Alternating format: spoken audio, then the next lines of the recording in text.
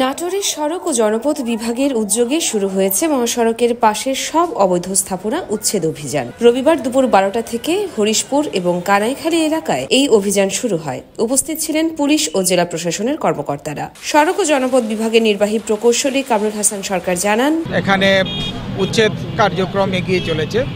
আমরা সড়ক ও জনপথ ডিভিশনের যে অফিস আছে সেই অফিস থেকে শুরু করেছি, মাদ্রাসা মূল পর্যন্ত এসেছি। এদিকে সামনে আমরা শহরের দিকে যাব, আরও 3 কিলো সামনের দিকে যাব। ওইদিকে মিশন হসপিটালের সামনে থেকে এদিকে আরেকটা টিম কাজ করছে, আমি সেদিকে ছিলাম কিছুক্ষণ।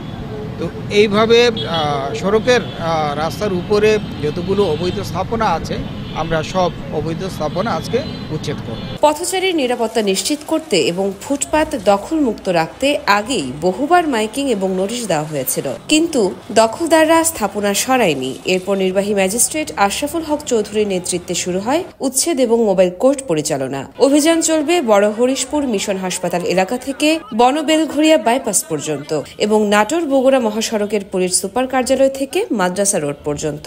জেলা প্রশাসন জানিয়েছে, নিয়মিত তদারকির জন্য গঠন করা হয়েছে একটি মনিটরিং কমিটি। পরে কেউ নতুন করে অবৈধ স্থাপনা করলে দেওয়া হবে জরিমানা এবং কঠোর আইনগত ব্যবস্থা। জনগণের নিরাপদ চলাচল নিশ্চিত করতেই সড়ক ও জনপথ বিভাগের এই উদ্যোগ।